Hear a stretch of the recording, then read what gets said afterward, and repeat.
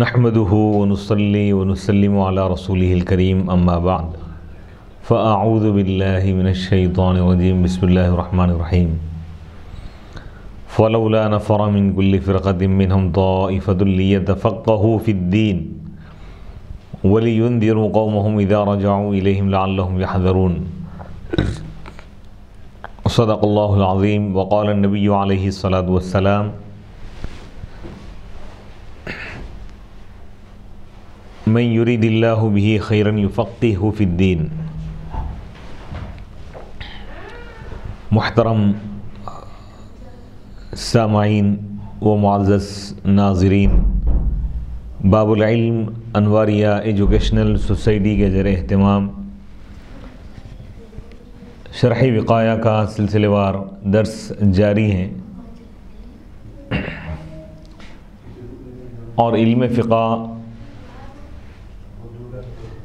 دین اسلام کے علوم میں اہم ترین علم ہے۔ شرعی اور عملی جو احکام ہیں اس کا جاننا یہ ہر مسلمان کے لیے ضروری ہے۔ نبی پاک علیہ الصلوۃ والسلام نے ارشاد فرمایا، اللہ تعالیٰ جس کے ساتھ بھلائی کا ارادہ فرماتا ہے تو اس کو دین کا علم، دین کی سمجھ اور تفقہ عطا فرماتا ہے۔ گزشتہ درس میں وضو کے مسائل بیان کیے گئے تھے اور غسل کے فرائض بھی بیان کیے گئے، غسل کے سنتوں کا بھی ذکر کیا گیا تھا۔ غسل کے فرائض بتائے گئے تھے کہ غسل میں 3 چیزیں فرض ہے: کلی کرنا، ناک میں پانی چڑھانا، اور سارے جسم پر پانی بہانا، اس طور پر کہ بال برابر جگہ بھی خشک سوکھی باقی نہ رہیں۔ یہ غسل ہے، غسل کے فرائض ہے۔ غسل کی سنتیں بھی بیان کی گئی۔ اب اس کے بعد غسل کے موجبات غسل کو واجب کرنے والی چیزیں کیا ہیں، اس میں بتا رہے ہیں کہ غسل فرض اس وقت ہوتا ہے جب ان چیزوں میں سے کوئی چیز اگر انسان سے سرزد ہو جائے، اگر ان چیزوں میں سے کوئی ایک چیز اگر پائی جائے، وہ موجبہ، اور غسل کو واجب کرنے والی چیز انزال منی کے خروج کی وجہ سے بھی غسل فرض ہوتا ہے۔ اس کے بعد بتا رہے ہیں کہ چاہے بیداری کی حالت میں ہو، چاہے خواب کی حالت میں ہو، نیند کی حالت میں اگر ہو، نیند کی حالت میں اگر کوئی ایسی چیز ہو اور بیداری کے بعد اگر وہ اپنے جسم پر یا کپڑوں پر کوئی یعنی چیز اگر پائے، کوئی تری اگر پائے، کچا پن اگر پائے تو اس پر غسل فرض ہوگا، اگر نہ پائے تو غسل فرض نہیں ہوگا۔ وغیبۃ حشفۃ فی قبول او دبر علی الفاعل والمفعول به، ایک مسئلہ یہ بھی بتا رہے ہیں کہ یعنی قبول یا دبر میں حشفے کا غائب ہونا بھی، یعنی دخول حشفے کی وجہ سے بھی غسل فرض ہو جاتا ہے، فاعل اور مفعول بھی۔ یعنی اگر کوئی شخص یعنی مباشرت کرے، اور مباشرت میں یعنی منی کا نکلنا یہ شرط نہیں ہے غسل کے فرض ہونے کے لیے، صرف مختون حصہ، جتنا حصہ جو ختنہ گیا، اگر اتنا حصہ بھی اگر داخل ہو جائے تو غسل فرض ہو جاتا ہے۔ ورؤیت المستیقظ، اور بیدار ہونے والے شخص، نیند سے اٹھنے والے شخص کا منی دیکھنا یا ابل مدی یا مدی کو دیکھنا، یہ بھی غسل کو واجب کرتا ہے۔ وَإِن لَّمْ يَحْتَلِمْ، اگرچہ کہ اس کو احتلام نہ ہو، یعنی اگرچہ کہ اس کو احتلام یاد نہ ہو۔ اما فی المنی، اب رہا منی کے معاملے میں یہ حکم تو ظاہر ہے، یعنی کوئی شخص خواب میں اس طرح کی کیفیت دیکھا اور بیدار ہونے کے بعد اپنے کپڑوں پر، اپنے لباس پر یا اپنے جسم پر اگر منی دیکھے تو اس پر غسل فرض ہو جاتا ہے۔ البتہ اگر مدی دیکھے تو اس پر بھی غسل فرض ہو جاتا ہے احتیاطی طور پہ، کیونکہ فلی احتمالی کونہ منیا، کیونکہ ہو سکتا ہے کہ وہ منی ہو جو جسمانی حرارت کی وجہ سے پتلی ہو گئی ہو، تو لہذا احتیاطاً غسل کرنا فرض ہے۔ اس میں امام ابو یوسف رحمۃ اللہ علیہ کا قول یعنی اختلاف ہے، مدی کے نکلنے کی صورت میں وہ غسل فرض نہیں ہے بولتا۔ وانقطاع الحید والنفاس، حیض اور نفاس کا ختم ہونا یہ بھی غسل کو واجب کرتا ہے، یعنی اگر کسی خاتون کا حیض اگر ختم ہو جائے، حیض کے دن ختم ہو جائے تو اس کے بعد غسل کرنا اس پر فرض ہو جاتا ہے۔ اور نفاس یعنی ڈیلیوری کے بعد جو خون بہتا ہے، جو خون آتا ہے، تو یہ 40 دن، بعض کو اس سے کم مدت تک یہ سلسلہ جاری رہتا ہے۔ جیسا ہی یہ چیز رک جائے تو اس پر غسل فرض ہو جاتا ہے۔ لقوله تعالیٰ، اللہ تعالیٰ کے اس قول کی وجہ سے، وَلَا تَقْرَبُوهُنَّ، اور تم ان کے قریب مت جاؤ، یعنی حائضہ عورتوں کے قریب مت جاؤ، حتیٰ یطہرن، یہاں تک کہ وہ اچھی طرح پاک ہو جائے، تجدید کی قرات کے مطابق، یعنی غسل کر لے، تو غسل کرنا فرض ہو گیا ایمان۔ ولما كان الانقطاع سببا للغسل، اور جب خون کا ختم ہو جانا، منقطع ہو جانا، یہ سبب ہے غسل کا، تو بس جب وہ منقطع ہو جائے، یعنی کوئی خاتون، کوئی عورت کافرہ ہے، یعنی کافرہ ہے، پھر وہ حالت حیض میں تھی اور وہ اس کا یعنی حیض منقطع ہو گیا، ثم اسلمت، پھر وہ اسلام قبول کی، تو اس پر غسل فرض نہیں ہوگا، کیونکہ انقطاع کے وقت وہ مسلمان نہیں تھی، کافرہ تھی، اور اس کافروں کو شریعت کا حکم نہیں دیا گیا، احکام پر عمل کرنا لازم نہیں ہے۔ عندنا احناف کے بعد یہی حکم ہے۔ وہ متا اسلمت، اور جب وہ اسلام قبول کر لی تو سبب نہیں پایا گیا، یعنی خون کے انقطاع کی وجہ سے، یعنی حیض رکنے کی وجہ سے غسل فرض ہوتا ہے، وہ چیز اسلام لانے کے بعد نہیں پائی گئی، وہ الانقطاع بخلاف ما اذا اجنبت الکافرۃ ثم اسلمت حيث يجب عليها غسل الجنابہ، لأن الجنابۃ امر مستمر فيكون جنوبا بعد الاسلام والانقطاع غیر مستمر فافترقا۔ بتا رہے ہیں برخلاف اس صورت کے، اس مسئلے کے کہ اگر کوئی خاتون، کوئی عورت اگر وہ ہے کافرہ ہیں اور وہ جنوبی حالت جنابت میں، پھر وہ اسلام قبول کی، تو اس پر غسل کرنا واجب ہے، غسل جنابت، کیونکہ جنابت کا معاملہ یہ وہ چیز ہے جو جاری ہے، جب تک کہ غسل نہ کرے ختم نہیں ہوں گی یہ چیز، تو وہ فیکون جنوباً، تو وہ جنوبی رہے گی اسلام کے بعد بھی، اور انقطاع کا معاملہ ختم ہو گیا۔ دو مسئلے الگ الگ ہیں۔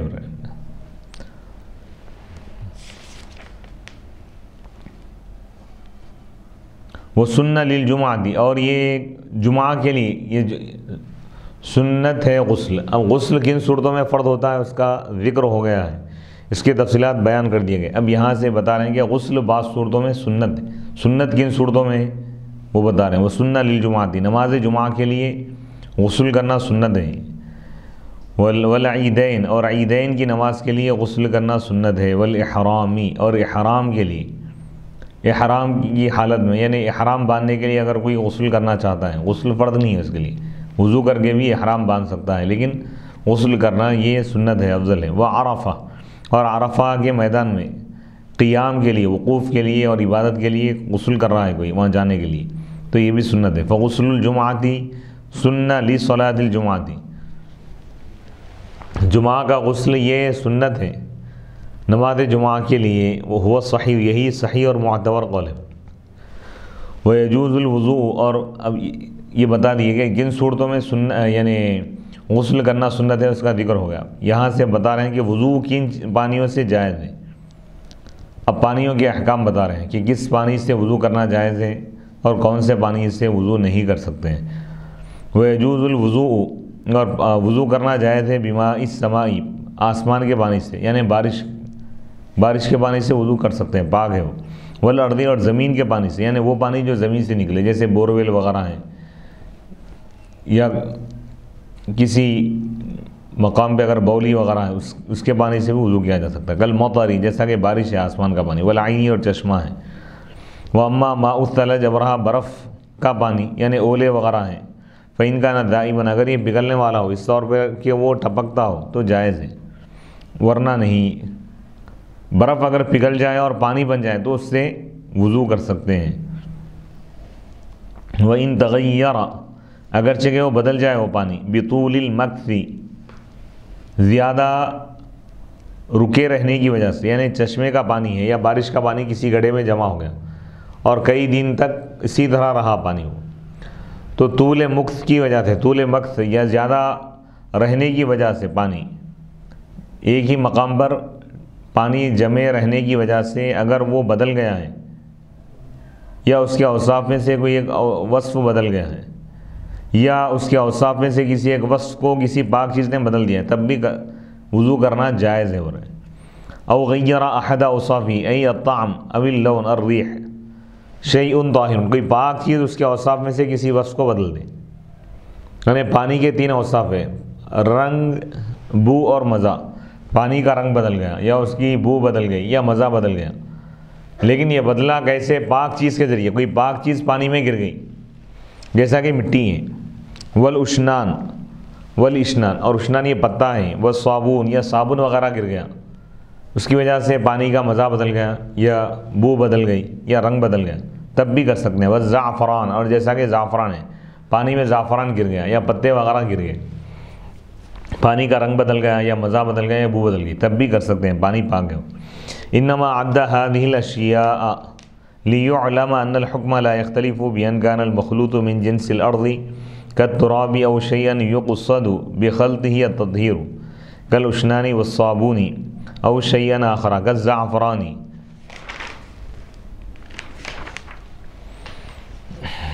انما عد یعنی صدر الشریعہ علیہ رحمہ، صدر الشریعہ الاصغر تاج الشریعہ کی عبارت کی شرح کرتے فرماتے ہیں کہ متن میں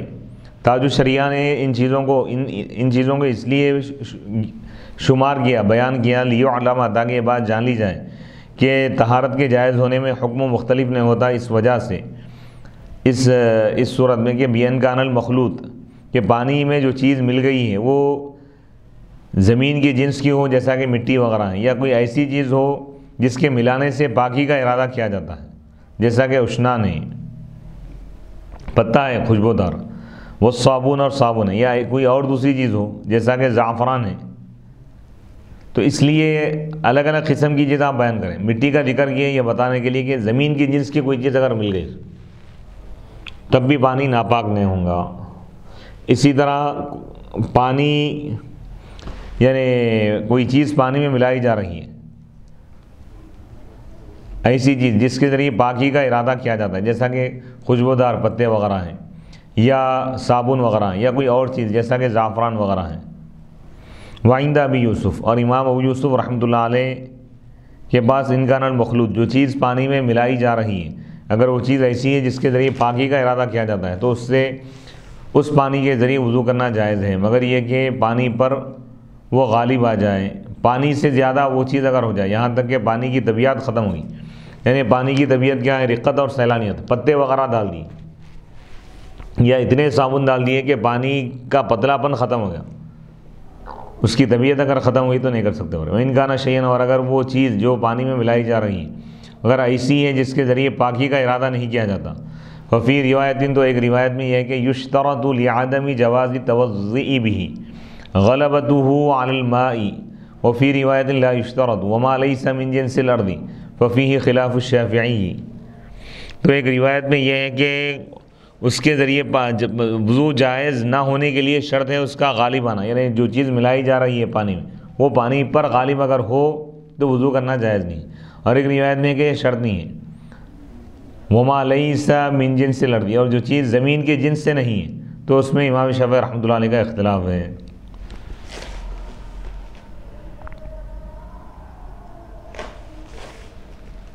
وَبِمَاءٍ جَارٍ فِيهِ نَجَسٌ لَمْ يُرَ أَثَرُهُ۔ اچھا، کن پانیوں سے وضو کرنا جائز ہے اس کا ذکر چل رہا ہے کہ آسمان کے پانی یعنی بارش کے پانی سے وضو کرنا جائز ہے، زمین کے پانی سے یعنی چشمے وغیرہ سے، ندی، نہر، کنڈے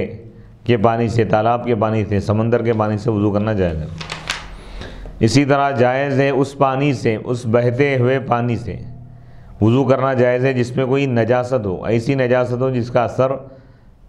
معلوم نہ ہو، دکھائی نہ دے، یعنی اس کا رنگ یا اس کی بو یا اس کا مزہ۔ اختلافو، علماء نے اختلاف کیا فی حد الجاری، مائع جاری، بہتے ہوئے پانی کی تعریف کے بارے میں۔ فالحد الجاری والحد الذی لیس فی درکہ حرج ما يذهب بتبنة او ورق، بس وہ تعریف جس کو جاننے میں کوئی حرج نہیں ہے، کوئی تکلیف نہیں ہے، دقت نہیں ہے. کیا ہے؟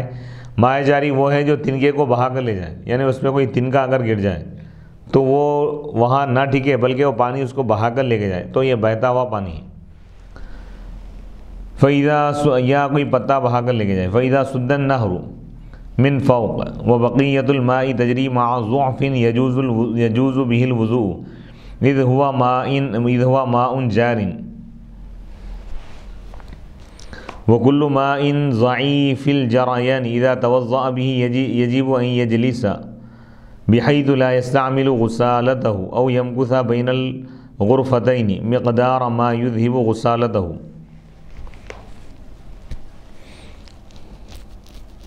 فإذا سد النهر، پس جب نہر بند کر دی جائے اوپر سے اور باقی پانی بہہ رہا ہو نیچے کی طرف، یعنی کمزوری کے ساتھ، یعنی تھوڑا تھوڑا بہہ رہا ہے، تو اس کے ذریعے وضو کرنا جائز ہے، اس سے وضو کرنا جائز ہے، کیونکہ وہ بہتا ہوا پانی ہے. اور ہر وہ پانی جو دھیرے بہتا ہے آہستہ، جب کوئی شخص اس سے وضو کرے تو واجب ہے کہ وہ بیٹھے ایسی جگہ پر کہ وہاں وہ اس کا غسالہ استعمال نہ کرے.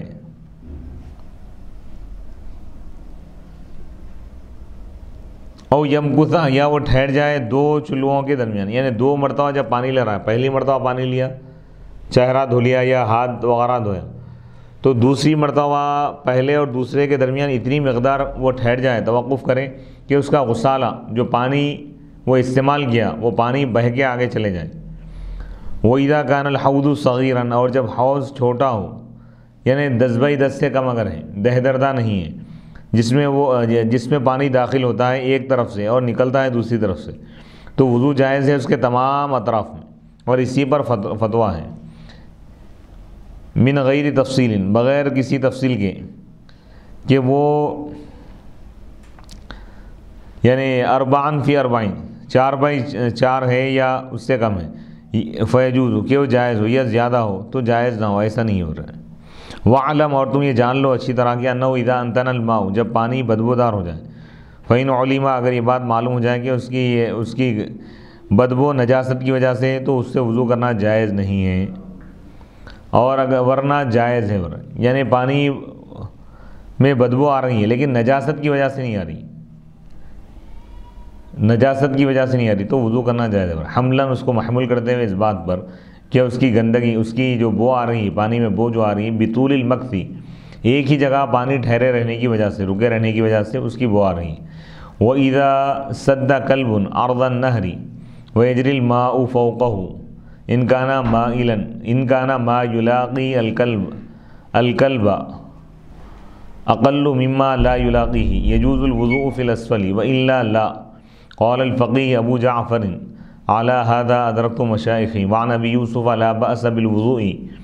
به إذا لم يتغير أحد أوصافه.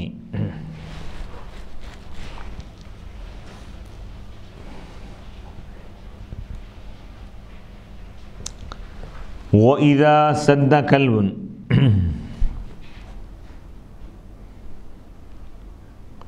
اور جب کوئی کتا نہر کی عرض کو، چوڑائی کو بند کر دے، یعنی کوئی کتا مرا ہوا پڑا ہوا ہے یہاں پہ اور پانی اس کے اوپر سے بہہ رہا ہو، اگر کتے کے جسم کو جو پانی لگ رہا ہے اگر وہ کم ہو اس سے جو پانی نہیں لگ رہا ہے، جو پانی اس سے ٹچ ہو رہا ہے وہ کم ہے اور جو ٹچ نہیں ہو رہا وہ زیادہ ہے، تو وضو کرنا جائز ہے نچلے حصے میں. یعنی کتا جس مقام پہ ہے اس سے ہٹ کر دوسرے مقام پر وضو کرنا جائز ہے. وَإِلَّا لَا، ورنہ نہیں. فقی ابو جعفر نے کہا کہ میں اسی تشریح پر پایا، اسی رائے پر پایا اپنے فقہا کو. وہاں ابی یوسف، امام ابو یوسف رحمۃ اللہ علیہ سے مروی ہے کہ کوئی حرج نہیں ہے اس سے وضو کرنے کے بارے میں، جبکہ اس کے کوئی اوصاف نہ بدلے، کوئی بھی وصف اس کا نہ بدلے، رنگ بو مزہ.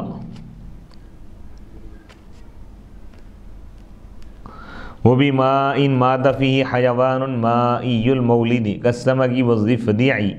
بکسر الدال، وانما قال مائی المولد حتى لو كان مولده في غیر الماء وهو يعيش في الماء يفسد الماء بموته فيه. اور وضو کرنا جائز ہے اس پانی سے بھی جس میں کوئی ایسا حیوان مر جائے جس کی پیدائش پانی میں ہوتی ہے، یعنی پانی میں پیدا ہونے والا کوئی جانور کسی پانی میں اگر گر کے مر جائے اس پانی سے بھی وضو کرنا جائز ہے۔ جیسا کہ مچھلی ہیں تالاب میں اگر مر جائیں، مچھلی پیدا ہوتی ہے سمندر میں یعنی پانی میں ہی، اور اسی پانی میں وہ مر گئی، تب بھی اس سے وضو کرنا جائز ہے۔ اور مینڈک ہے، مینڈک اگر پانی میں اگر مر جائے تو اس سے وضو کرنا جائز ہے۔ مائی المولد اس لیے بولے کہ یعنی ایسا جانور جس کی پیدائش پانی میں ہو، یہاں تک کہ اگر اس کی پیدائش غیر پانی میں ہو اور وہ پانی میں رہتا ہو، یعنی ایسا جانور ہے جو پانی میں پیدا نہیں ہوتا، خشکی پر پیدا ہوتا ہے، لیکن وہ پانی میں رہتا ہو اور پانی میں اس کی موت ہو جائے تو پانی خراب ہو جائے گا اس کی موت کی وجہ سے، یعنی اس سے وضو نہیں کر سکتے۔ او ما لیس لہ دم سائل، یعنی اس پانی سے بھی وضو کرنا جائز ہے جس میں مر جائے کوئی ایسا جانور جس میں بہتا ہوا خون نہیں ہے، جیسا کہ یعنی کالبقی والذبابی، یعنی جیسا کہ مکھی وغیرہ ہیں۔ لأن النجیسہ، کیونکہ ناپاک کیا چیز ہے، هو الدم المصفوح، بہنے والا خون ناپاک ہے، کما ذکرنا، جیسا کہ ہم نے اس سے پہلے ذکر کیا، ولی حدیث وقوع الذبابی فی الطعام، اور یہ حدیث میں اس حدیث کی وجہ سے کہ کھانے میں اگر کوئی مکھی گر جائے تو کھانا ناپاک نہیں ہوگا۔ اذا وقع الذباب فی طعام احدکم، حضور علیہ السلام فرمائیں کہ جب تم میں سے کسی کے کھانے میں کوئی مکھی اگر گر جائے تو تم اس کو ڈبو دو، کیونکہ اس کے ایک پر میں بیماری ہے، دوسرے میں شفا ہے، تو یہ مکھی جو ہے بیماری کا جو پر ہے وہ ڈباتی ہے، شفا کا پر نہیں ڈباتی۔ حضور فرماتے پوری مکھی کو تم ڈبا دو، نکال کے پھینک دو، اور پھر تم وہ کھانا وغیرہ کھا سکتے ہو، مکھی کو پھینک کر تم کھانا کھا سکتے ہو، یعنی اس کی وجہ سے ناپاک نہیں ہوگا۔ مکھی اگر پانی میں گر جائے تو پانی ناپاک نہیں ہوگا۔ وفیہ خلاف الشافعی، اور اس میں امام شافعی رحمۃ اللہ علیہ کا اختلاف ہے۔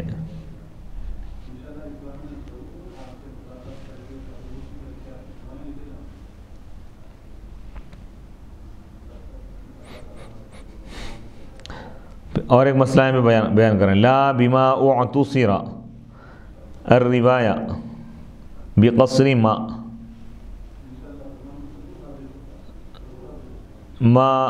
لا بما اعتصر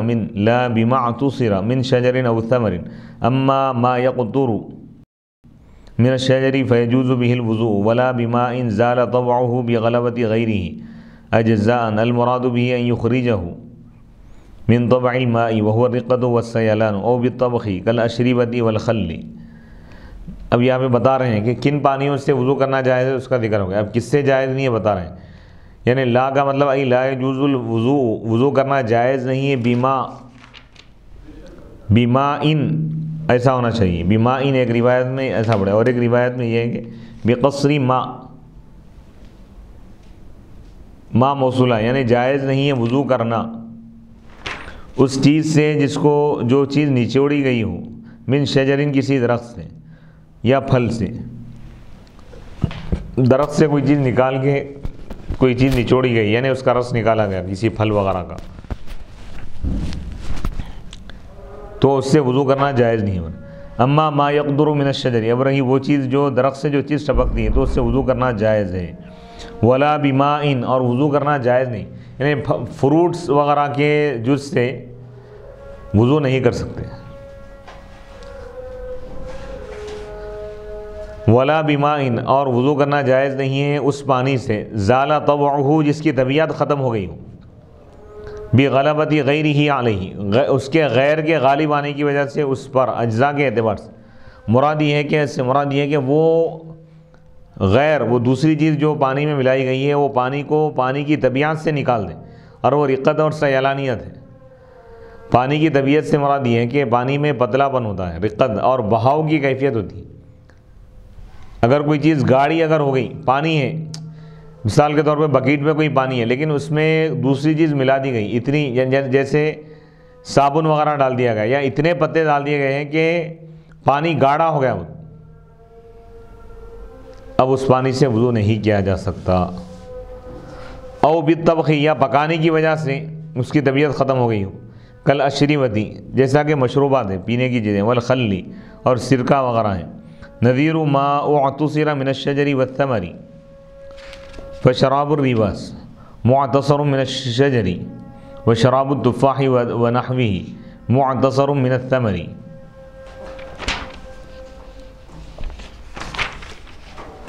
وماء الباقلہ نظیر ماء غلب علیہ غیرہ اجزاء، باقلہ کا پانی یعنی ایک قسم کی پھلی ہے، اس میں یہ یعنی وہ پانی میں اگر ڈال دی جائے، اجزاء اس کے زیادہ ہیں، پانی اگر کم ہے تو گویا کہ دوسری چیز اس پر غالب آ گئی، تو اس سے بھی وضو نہیں کر سکتے۔ والمرقی، شوربے سے بھی وضو نہیں کیا جا سکتا۔ نظیر مائن، یہ شوربے یہ کیا ہے، یہ اس پانی کی مثال ہے جس پر دوسرا غالب آ گیا، بالطبخی، پکانے کی وجہ سے، جیسے شیروا وغیرہ، عرف عام میں یا دکنی زبان میں شیروا کہتے ہیں، شیروے میں بھی پانی ہوتا لیکن اس سے وضو نہیں کر سکتے۔ کیوں نہیں کر سکتے؟ کیونکہ پکانے کی وجہ سے پانی کی طبیعت ختم ہوگی، اس کے اندر جو رقت پتلا پن تھا پانی کا ختم ہو گیا، گاڑھا ہو گیا شیروا، تو لہذا اب اس سے وضو نہیں کر سکتے۔ وَأَمَّا الْمَاءُ وَبْرَهَا، وہ پانی جو بدل چکا ہو بِكَثْرَةِ الْأَوْرَاقِ الْبَاقِعَةِ فِيهِ، یعنی پتوں کے گرنے کی وجہ سے، بہت زیادہ پتے گرنے کی وجہ سے اس میں، حتیٰ یہاں تک کہ ہاتھ میں جب پانی لیا جائے تو اس میں پتوں کا رنگ نظر آئے، فلا يجوز به الوضوء، تو اس سے وضو کرنا جائز نہیں ہے، کیونکہ وہ اس میں کیونکہ دوسری چیز غالب آ گئی ہے۔ ولا بماء راکد، اور ٹھہرے ہوئے پانی سے بھی، ایسے ٹھہرے ہوئے رکے ہوئے پانی سے وضو کرنا جائز نہیں ہے جس میں وقع فیہ نجس، جس میں کوئی نجاست گر گئی ہو، جیسے گڑھے میں پانی جمع ہے اور وہ دہ درجے سے کم ہے۔ الا اذا کان عشرۃ اذرع فی عشرۃ اذرع، مگر یہ کہ وہ ٹھہرا ہوا پانی، رکا ہوا پانی جس میں نجاست گری ہوئی ہے، اگر وہ دہ دردہ ہے، یعنی اس کی چوڑائی اور اس کی لمبائی 10 گز اگر ہے، تو اب نجاست کے گرنے کے باوجود بھی وہ پانی ناپاک نہیں ہوگا جب تک کہ اس کا رنگ یا اس کا مزہ یا اس کی بو نہ بدلے۔ ولا ينحسر ارض، اور اس کی زمین نظر نہ آئے، دہ دردہ بتا رہے ہیں ہمیں، بالغرفی، یعنی چلو میں پانی لینے کی وجہ سے، یعنی اتنا گہرا ہو رہا کہ اس کی زمین نظر نہ آئے، فحکمہ، تو اس کا حکم مائع جاری کا حکم ہے۔ مائع جاری میں اگر نجاست گر گئی تب بھی اس سے وضو کرنا جائز ہے۔ کیوں؟ مائع جاری بہنے والا پانی نجاست کو بہا کر لے جاتا۔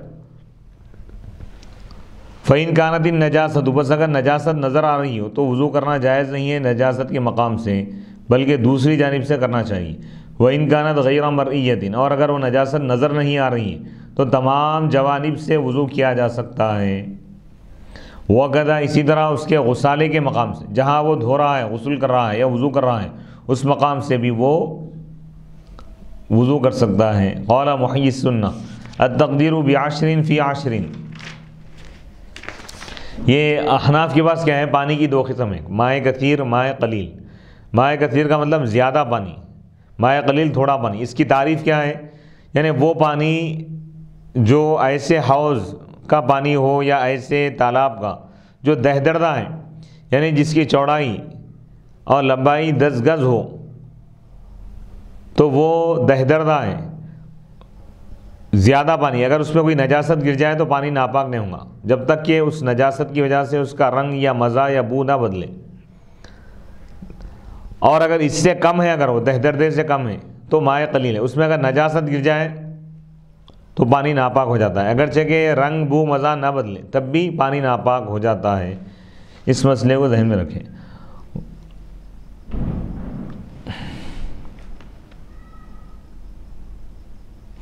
شرح السنہ نے کہا،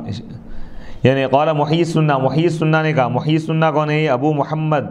حسین بن مسعود البغوی، یہ فرما رہے ہیں کہ التقدیر بعشر فی عشر لا یرجع الى اصل شرعی یعتمد علیہ۔ یہ کہتے ہیں کہ 10/10 کے ذریعے یہ مقدار کو مقرر کرنا، یہ کسی اصل شرعی کی طرف راجع نہیں ہے، جس پر بھروسہ کیا جا سکے. یعنی احناف پر اعتراض کریں کہ احناف مائع کثیر کے لیے دہدردہ جو یہ مقدار متعین کی ہے اس کی کوئی اصل نہیں ہے، اس کی کوئی دلیل نہیں ہے. تو اب صاحب کتاب فرما رہے ہیں، شرح وقایہ کے مؤلف صدر الشریعہ الاصغر عبید اللہ بن مسعود بن تاج الشریعہ فرما رہے ہیں کہ اقول، میں کہتا ہوں، اصل المسئلہ ان الغدیر العظیم الذي لا يتحرك احد طرفيه بتحريك الطرف الاخر اذا وقعت النجاسة في احد جوانبه جاز الوضوء من الجانب الاخر ثم قدر هذا ب10 في 10. احناف کے پاس جو دہدردہ جو ایک مقدار متعین ہے مائع کثیر کے لیے، ایک جو تعریف مقرر ہے، اس کی بنیاد اور اس کی اصل بتا رہے ہیں. صاحب کتاب فرماتے ہیں عبید اللہ بن مسعود بن تاج الشریعہ فرما رہے ہیں کہ اقول، میں کہتا ہوں، اصل مسئلہ یہ ہے کہ غدیر عظیم یعنی بہت بڑا کنڈا تالاب جس کا ایک کونے کا پانی نہیں ہلتا دوسرے کونے کے پانی کو ہلانے کی وجہ سے، ایک طرف حرکت دینے کی وجہ سے، حرکت کرنے کی وجہ سے دوسری طرف پانی اگر نہ ہلے تو یہ بڑا کنڈا اذا وقع، جب اس کے کسی ایک کونے میں کسی ایک جانب میں کوئی نجاست گر جاتی ہے تو دوسری جانب سے وضو کرنا جائز ہے. پھر اس کو مقرر کر دیا گیا دہدردہ سے 10/10 سے. وَإِنَّمَا قُدِّرَ بِهِ بِنَاءً عَلَىٰ قَوْلِهِ عَلَيْهِ السَّلَامُ، اور یہ مقدار جو متعین کرے نا 10/10 حضور پاک علیہ الصلوۃ والسلام کے اس ارشاد کی وجہ سے، من حفر بئرا، جو شخص کوئی کنواں کھودے، فَلَهُ حَوْلَهَا 40 ذراعًا، تو اس کے لیے اس کے اطراف 40 گز کی اس کے لیے ملکیت ہے. فَيَكُونُ لَهَا حَرِيمُهَا، تو وہ اس کے لیے اس کا حریم ہوگا، اس کا حریم اس کے لیے، اس کنویں کے لیے اس کی جو باؤنڈری ہے کیا ہوں گی وہ من کل جانب، ہر طرف سے 10 گز ہوں گی. فَفُهِمَ مِنْ هَذَا، تو اس حدیث سے بات سمجھ میں آئی کہ انه اذا اراد آخر، کہ جب کوئی دوسرا شخص اس کے حریم میں، اس کے علاقے میں کوئی کنواں کھودنا چاہے تو اس کو اس سے روکا جائے گا. یعنی کوئی شخص کوئی کنواں کھودا تو اس کے چاروں جانب حضور فرمائیں گے 10 گز تک اس کو اختیار ہے. کوئی بھی اگر کنواں کھودنا چاہ رہا تو اس کے چاروں جانب 10 گز چھوڑ کر کنواں کھودے ہوئے. تو اس سے بات سمجھ میں آ رہی ہے لأنه ينجذب الماء، کیونکہ پانی اس کی طرف کھینچ کر آتا ہے اور پانی کم ہو جاتا ہے پہلے کنویں میں. وَإِنْ أَرَادَ، اور اگر وہ ارادہ کرے دوسرا آدمی کہ وہ کوئی کنواں کھودے، یعنی گندگیاں وغیرہ ڈالنے کے لیے، کچرے وغیرہ ڈالنے کے لیے بھی بس کنویں کھولتے ہیں نا، گڑھے وغیرہ، تو اس کو بھی روکا جائے گا کیونکہ نجاست سرایت کر جائے گی اس یعنی نجاست والے کنویں سے پہلے کنویں کی طرف، اور اس کا پانی ناپاک ہو جائے گا، سرایت کر جائے گی یعنی چلے جائے گا پانی. ولا یمنع، اور اس کو نہیں روکا جائے گا اس حریم کے علاوہ کے حصے میں، اور وہ 10/10 ہے. 10/10 کے علاوہ اگر وہ کرنا چاہ رہا تو کر سکتا ہے، اس کا اثر یہاں پہ نہیں ہوگا.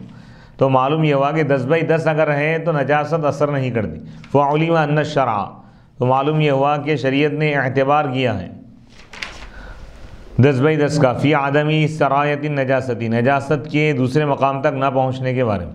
حتی لو کانت النجاست، یہاں تک کہ اگر نجاست سرایت کرتی ہو، پہنچتی ہو ایک طرف سے دوسری جانب، تو روکنے کا، منع کا فیصلہ کیا جائے گا، روکا جائے گا. ثم المتاخرون، پھر بعد والے فقہاء نے معاملے کو گشادہ کر دیا لوگوں پر. وجوزوا الوضوء، انہوں نے وضو کو جائز قرار دیا اس کے تمام جوانب میں. وَإِلَّا وَلَا بِمَاءٍ اسْتُعْمِلَ،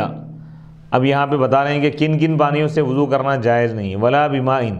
اور نہ اس پانی سے وضو کرنا جائز ہے اسْتُعْمِلَ، جو استعمال کیا گیا وہ لِقُرْبَةٍ، قربت کے لیے، تقرب کے لیے جو پانی استعمال کیا جائے، او رفع حدث، یا ناپاکی کو دور کرنے کے لیے. یعنی مائع مستعمل سے وضو کرنا جائز نہیں. مائع مستعمل اگرچہ کہ پاک ہے، طاہر ہے، لیکن مطہر نہیں ہے، پاک ہے، پاک کرنے والا نہیں. اس کا خلاصہ یہ ہے کہ کوئی شخص کسی جگہ بیٹھ کر وضو کیا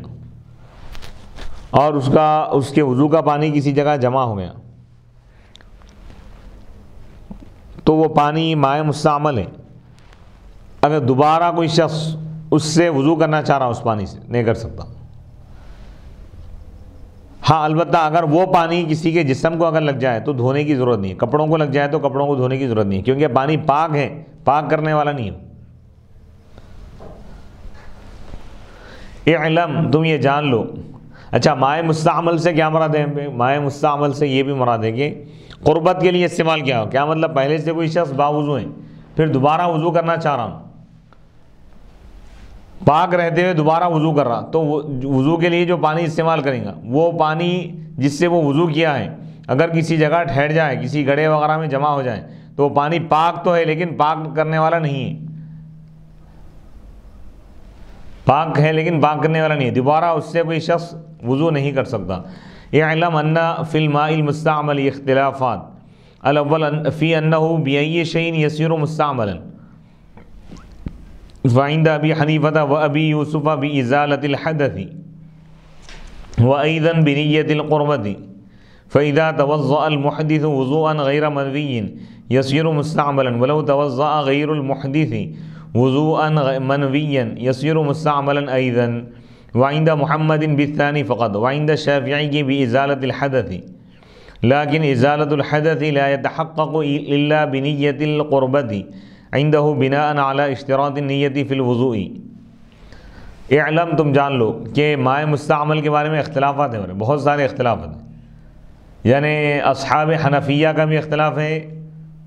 ائمہ فقہا دیگر ائمہ کا بھی اس میں اختلاف ہے. پہلا اختلاف بتا رہے ہیں کہ یہ پانی کس چیز کی وجہ سے مستعمل ہوتا ہے، اس میں اختلاف ہے. فعند ابی حنیفہ،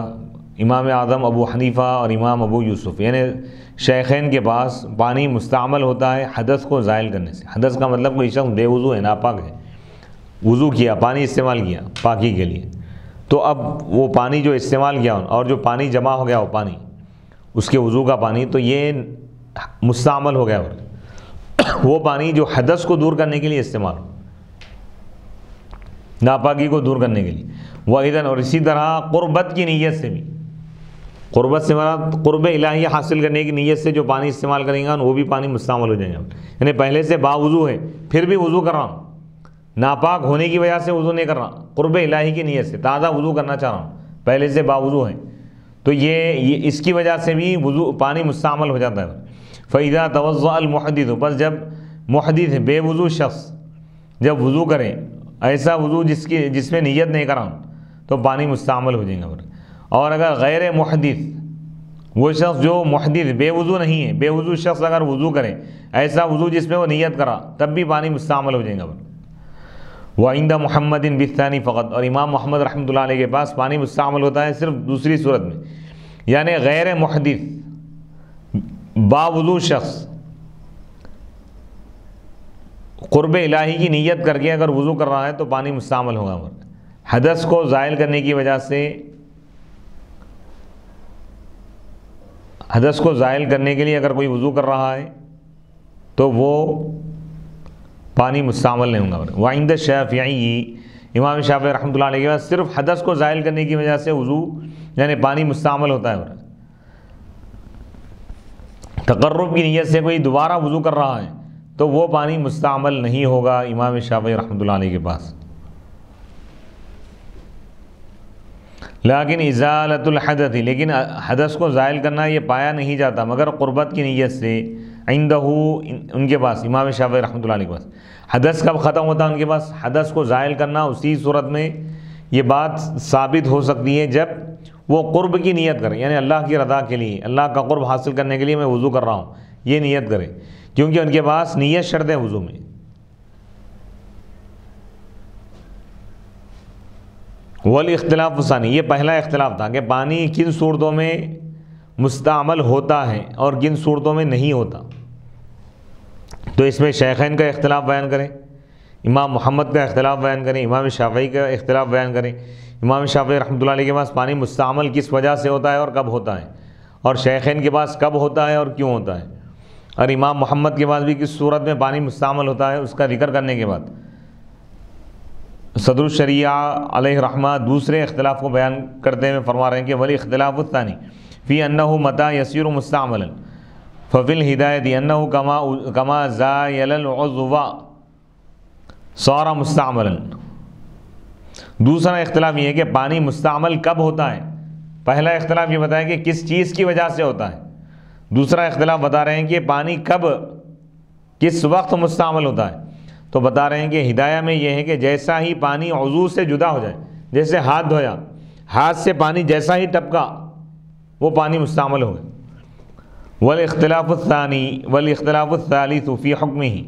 تیسرا اختلاف بتا رہے ہیں کہ اس کے حکم کے بارے میں، مائع مستعمل کا حکم کیا ہے، پاک ہے یا ناپاک ہے، کیا ہے؟ فعند ابی حنیفۃ ہوا نجس نجاست غلیظا، مائع مستعمل امام اعظم کے پاس ناپاک ہے، یعنی بہت زیادہ ناپاک ہے، یعنی اگر جسم کو لگ جائے تو اس کو دھونا ضروری ہے، کپڑوں کو لگ جائے تو اس کو بھی دھونا ضروری ہے۔ وعند ابی یوسف، اور امام ابو یوسف رحمۃ اللہ علیہ کے پاس ہوا نجس نجاست خفیفہ، ناپاک تو ہے وہ پانی لیکن نجاست خفیفہ ہے۔ وعند محمد، اور امام محمد رحمۃ اللہ علیہ کے پاس ہوا طاہر، مائع مستعمل پاک ہے لیکن پاک کرنے والا نہیں ہے، غیر طہور۔ تو اب تینوں کے پاس الگ الگ اختلاف ہو گیا، امام اعظم کے پاس اختلاف الگ ہے، حکم الگ ہے، امام ابو یوسف رحمۃ اللہ علیہ کے پاس حکم الگ ہے، امام محمد کے پاس حکم الگ ہے اس کا۔ امام اعظم ابو حنیفہ رحمۃ اللہ علیہ فرماتے ہیں کہ مائع مستعمل یعنی نجس ہے، ناپاک ہے، اور اس کی ناپاکی سخت ہے، اور امام ابو یوسف رحمۃ اللہ علیہ فرماتے ہیں کہ مائع مستعمل ناپاک ہے لیکن نجاست اس کی ہلکے درجے کی، اتنا زیادہ سخت حکم نہیں ہے اس کا، اور امام محمد رحمۃ اللہ علیہ فرماتے ہیں کہ یہ ناپاک ہے ہی نہیں، یہ پانی پاک ہے، مائع مستعمل پاک ہے لیکن پاک کرنے والا نہیں بولتے۔ وعند مالک والشافعی، وعند مالک والشافعی فی قولہ القدیم ہوا طاہر، وعند مالک والشافعی فی قولہ القدیم ہوا طاہر مطہر، اور امام مالک کے پاس اور امام شافعی رحمۃ اللہ علیہ کے پرانے قول میں، قول قدیم میں یہ ہے کہ یہ پانی پاک بھی ہے، پاک کرنے والا بھی، اور یعنی امام مالک اور امام شافعی کے پاس مائع مستعمل پاک بھی ہے، پاک کرنے والا بھی، یعنی دوسرا آدمی اس پانی سے پھر وضو کر سکتا۔ وَنَحْنُ نَقُولُ، اور ہم کہتے ہیں، لَوْ كَانَ طَاهِرًا، اگر یہ پاک ہوتا، وہ مطہرًا اور پاک کرنے والا بھی ہوتا، لجاز فی السفر الوضو بھی، تو سفر میں اس کے ذریعے وضو کرنا جائز ہوتا اور اس سے پینا بھی جائز ہوتا، جبکہ کوئی بھی اس کا قائل نہیں ہو رہا، سفر میں بھی اس سے وضو نہیں کر سکتے، تیمم کرنا ہے۔ تو اب یہاں تک پانی کے اہم ترین مسائل کو بیان کیا گیا کہ پانی، کون سا پانی پاک کرنے والا ہے، کون سا پانی پاک نہیں کر سکتا، طاہر کون سا پانی ہے، نجس کون سا پانی ہے، مائع کثیر کیا ہے، مائع قلیل کیا ہے، مائع جاری کیا ہے، مائع راکد کیا ہے، اور کن پانیوں سے وضو کیا جا سکتا ہے، اس کا ذکر فرمائے۔ اس کا خلاصہ یہ ہے، احناف کے پاس پانی کی دو قسمیں ہیں، ایک کثیر ہے اور ایک قلیل ہے۔ مائع کثیر کا مطلب یہ ہے کہ ایسے تالاب کا پانی ہے یا ایسے حوض کا پانی ہے جو دہدردہ ہے، یعنی اس کی چوڑائی بھی 10 گز ہے اور لمبائی بھی 10 گز ہے، اس کی گہرائی اتنی ہے کہ اگر پانی اس سے لیا جائے، ہاتھ میں چلو میں لیا جائے تو زمین نظر نہ آئے، تو یہ دہدردہ ہے۔ اس میں اگر کوئی نجاست گر گئی، کوئی ناپاک چیز گر گئی تو پانی ناپاک نہیں ہوگا، اس نجاست کی گرنے کے باوجود بھی اس سے وضو کرنا جائز ہے، اس کا پانی لے کر غسل کرنا جائز ہے۔ ہاں، اتنی جب تک کہ پانی کا رنگ یا مزہ یا بو نہ بدلے، اس وقت تک نجاست نہ بدلے، اس وقت تک ناپاکی یعنی نجاست گرنے کے باوجود بھی اس سے وضو کیا جا سکتا ہے۔ ہاں، اور اگر مائع قلیل ہے، اس سے کم ہے، اگر پانی دہدردہ سے کم اگر ہے، تو اگر اس میں کوئی نجاست گر جائے تو پورا پانی ناپاک ہو جاتا ہے، اگرچہ کہ اس کا رنگ نہ بدلے، مزہ نہ بدلے، بو نہ بدلے۔ اور یہ مائع کثیر اور مائع جاری کا حکم ایک ہے۔ مائع جاری بہتے ہوئے پانی میں اگر کوئی نجاست گر جائے تب بھی اس سے وضو کرنا جائز ہے، اور اگر پانی ٹھہرا ہوا ہے، رکا ہوا ہے، دہدردہ سے کم ہے وہ، اور اس میں کوئی نجاست گر گئی تو اس سے وضو نہیں کیا جا سکتا۔ اس کے بعد یہ مسئلہ بیان کیا گیا کہ مائع مستعمل کا کیا حکم ہے، ائمہ کا اس میں اختلاف ہے۔ امام اعظم ابو حنیفہ رحمۃ اللہ علیہ فرماتے ہیں کہ مائع مستعمل نجس ہے، ناپاک ہے، اور اس کی نجاست ناپاک ہونا اس کا سخت ہے۔ اب یہ کیوں فرمائیں؟ کیونکہ حدیث پاک میں ہے کہ جب بندہ وضو کرتا ہے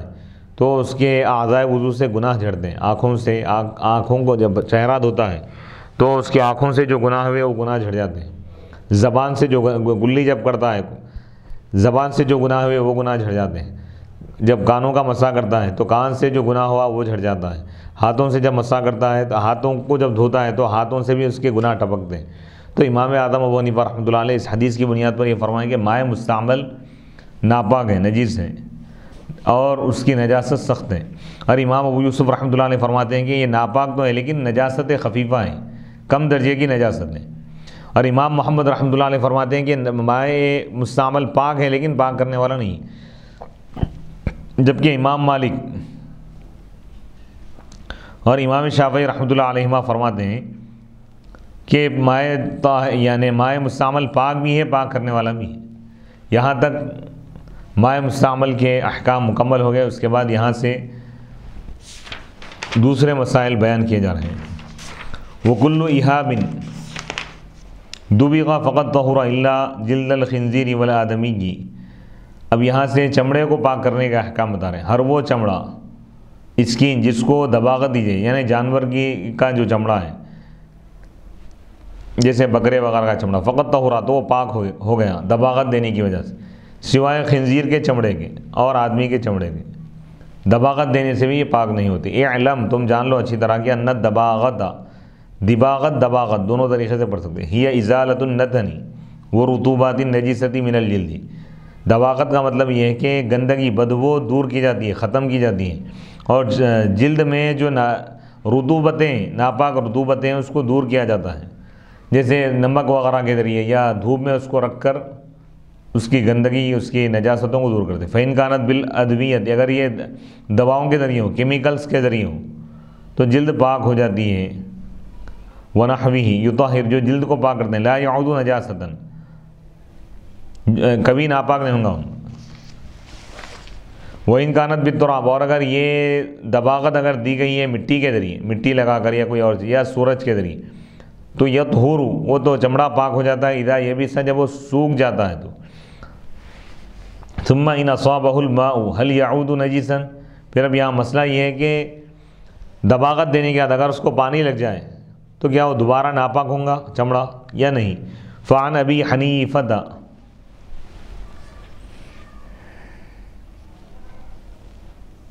روایتان، تو امام اعظم ابو حنیفہ رحمۃ اللہ علیہ سے دو روایتیں ہیں۔ ایک روایت میں یہ ہے کہ وہ ناپاک ہو جائیں گا پانی لگتے ہی، دوسری روایت ہے کہ ناپاک نہیں ہوں گا۔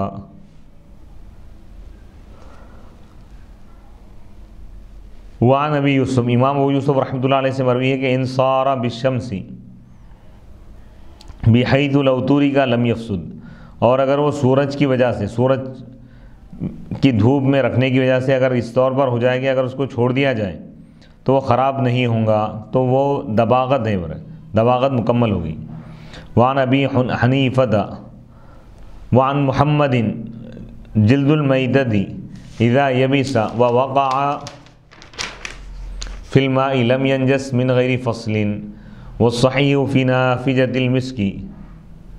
جواز الصلاۃ معها من غیر فصل۔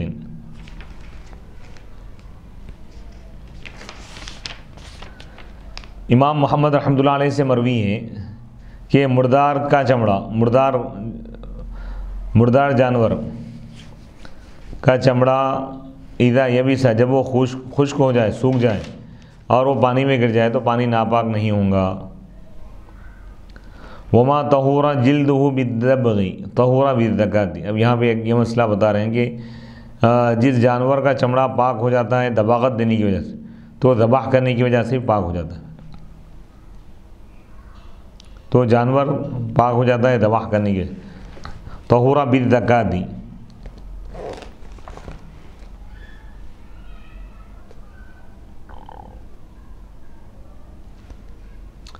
وَإِلَّمْ وَكَذَا لَحْمُ، اسی طرح اس کا گوشت بھی پاک ہو جاتا ہے۔ وَإِلَّمْ يُؤْكَلْ، اگرچہ کہ وہ نہ کھایا جائے۔ وَمَا لَا فَلَا، ای مَا لَمْ يَطْهُرْ جِلْدُهُ، اور جس کا چمڑا دباغت دینے کی وجہ سے پاک نہیں ہوتا تو اس کو ذبح کرنے کی وجہ سے وہ پاک نہیں ہوگا۔ والمراد بالزکاۃ، یعنی زکوٰۃ سے مراد یہاں پر یہ ہے کہ مسلمان ذبح کرے، یا کتابی یعنی یہودی یا عیسائی ذبح کرے بسم اللہ کو چھوڑے بغیر، عمدن بسم اللہ کو چھوڑے بغیر، تو وہ ذبح شرعی، یعنی جو جانور جس جانور کا چمڑا دباغت دینے کی وجہ سے پاک ہو جاتا ہے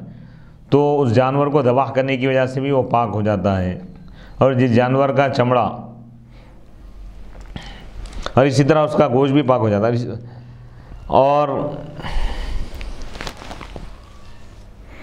اور جس جانور کا چمڑا دباغت دینے کی وجہ سے پاک نہیں ہوتا، ذبح کرنے کی وجہ سے بھی وہ پاک نہیں ہوتا۔ وہ شعر المیتۃ، اور مردار جانور کے بال، وعظمها اور اس کی ہڈیاں، وعصبها اور اس کے پٹھے، وحافرها اور اس کے کھر، وقرنها اور اس کے سینگ، وشعر الانسانی اور انسان کے بال، وعظمه اور اس کی ہڈی، طاہر یہ پاک ہے۔ کیا کیا چیزیں پاک ہے بتا رہے ہیں، کوئی جانور مردار ہے تو اس کے بال پاک ہے، وعظمه اور اس کی ہڈیاں بھی پاک ہے، وعصبها اور اس کا پٹھا اور اس کے کھر اور اس کے سینگ پاک ہے، وشعر الانسان انسان کے بال بھی پاک ہیں، اسی طرح ناخن، وعظمه اور اس کی ہڈی بھی پاک ہے۔ وَيَجُوزُ صَلَاةُ مَنْ أَعَادَ سِنَّهُ إِلَى فَمِهِ وَإِنْ جَاوَزَ قَدْرَ الدِّرْهَمِ أَفْرَدَ هَذِهِ الْمَسْأَلَةَ بِالذِّكْرِ مَعَ أَنَّهَا فُهِمَتْ مما ورا لأن السن عظم وقد ذكر أن العظم طاهر لمكان الاختلاف فيها فإنه إذا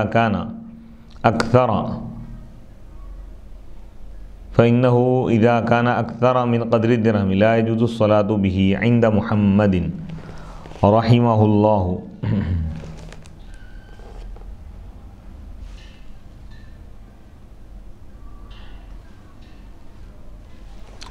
وَيَجُوزُ الصَّلَاةُ مَنْ أَعَادَ سِنَّهُ إِلَى فَمِهِ، اور جائز ہے اس شخص کی نماز، اعادہ جو لوٹائے، سنہ اس کے دانت کو، الی فمہ اس کے منہ کی طرف، اگرچہ کہ جاوزہ وہ 1 درہم کی مقدار سے زیادہ ہو۔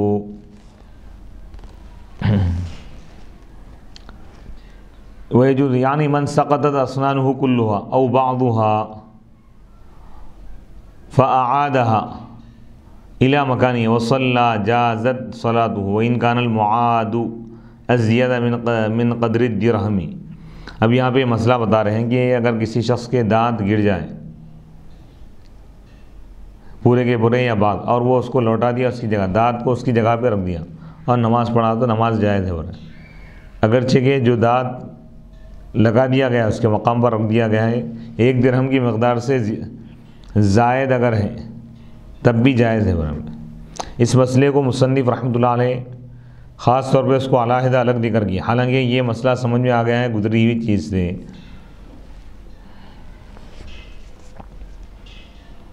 کیونکہ سن یعنی دانت جو ہے یہ ہڈی ہے ہی،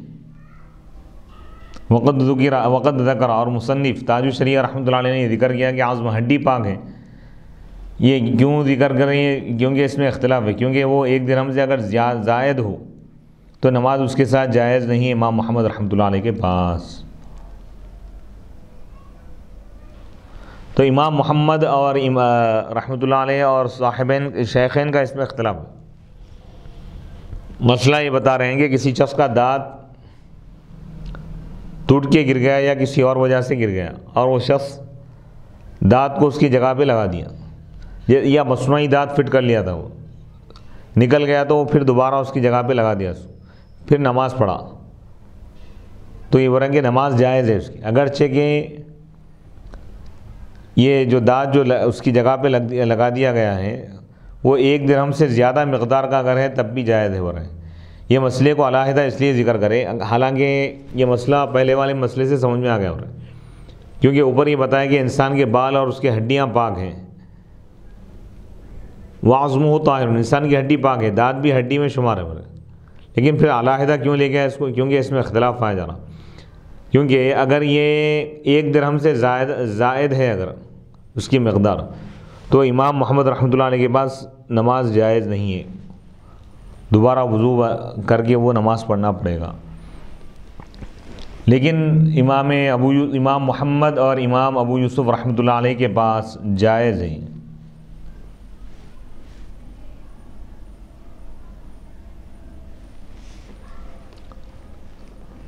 تو اس میں اہم ترین مسائل کا صاحب کتاب نے ذکر فرمایا کہ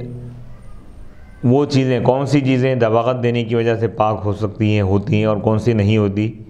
اس کا انہوں نے تفصیلی ذکر فرمایا۔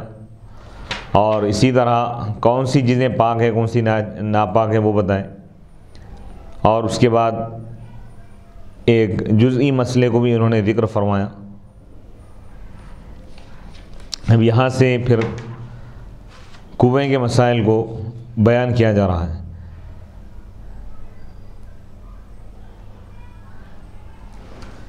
کہ کنویں کے پانی کا کیا حکم ہے، اگر اس میں نجاست گر جائے، اور کون سی چیز کے گرنے کی وجہ سے کتنا پانی خالی کیا جائے، کنویں کو پاک کرنے کا احکام، یعنی کنویں کے احکام۔ کنویں میں اگر کوئی نجاست گر جائے تو کن صورتوں میں پورا کنواں خالی کیا جائے گا، کنویں کا پورا پانی، اور کن صورتوں میں کتنے ڈول خالی کیے جائیں گے، اس کی تفصیل اور اس کے تمام جزئیات کو بیان کیا جا رہا ہے۔ اور کنویں کے احکام کیا ہیں،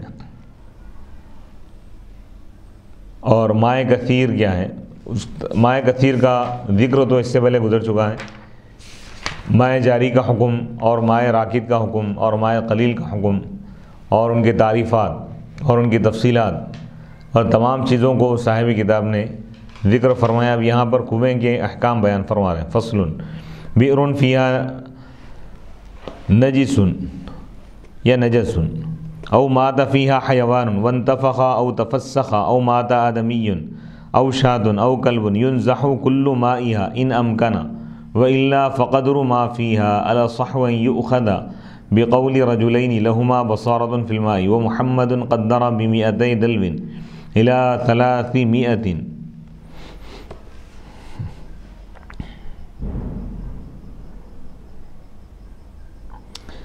بئر وہ کنواں جس میں کوئی نجاست گر جائے یا کوئی جانور اس میں مر جائے،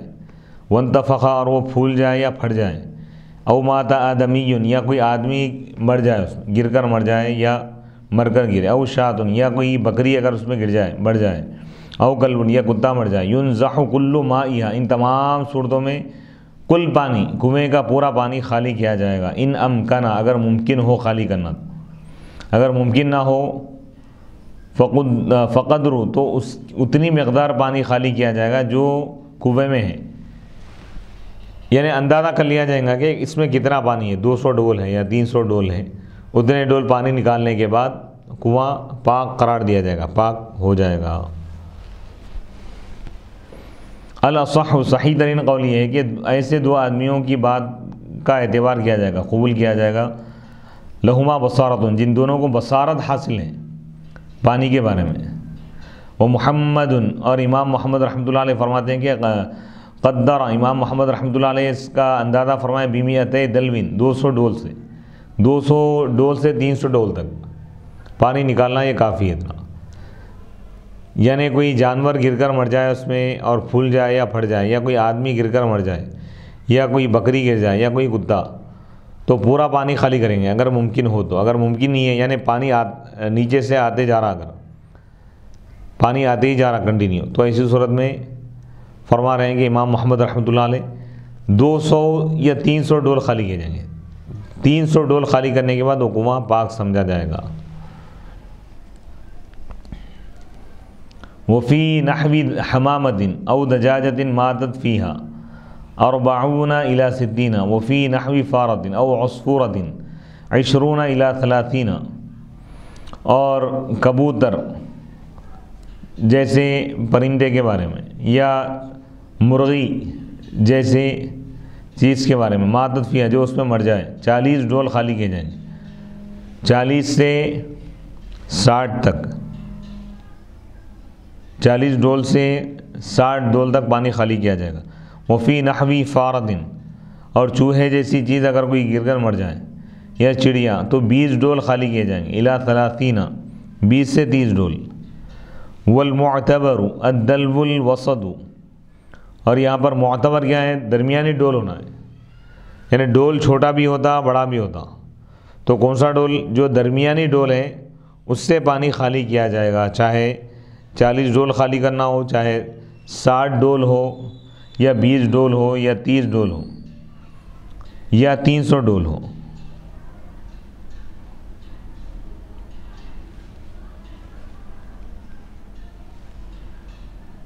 والمعتبر الدلو الوسط، معتبر یہ ہے کہ درمیانی ڈول کا اعتبار کیا جائے گا اس میں۔ وما جاوزہ، اور جو اس سے زیادہ ہو، وما جاوزہ احتسب بہ،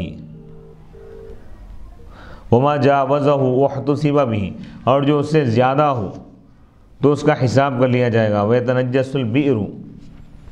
اور کنواں ناپاک ہوگا من وقت الوقوع، اس جانور اس ناپاک چیز کے گرنے کے وقت سے، اس میں ان علم ذالک، اگر وہ اس کے گرنے کا وقت معلوم ہو، ورنہ ایک دن اور ایک رات سے وہ ناپاک سمجھا جائے گا اگر وہ پھولا پھٹا نہ ہو۔ ومنذ 3 ایام ولیالیہا، اور 3 دن اور 3 راتوں سے اس کو ناپاک سمجھا جائے گا اگر وہ جانور پھول جائے یا پھٹ جائے،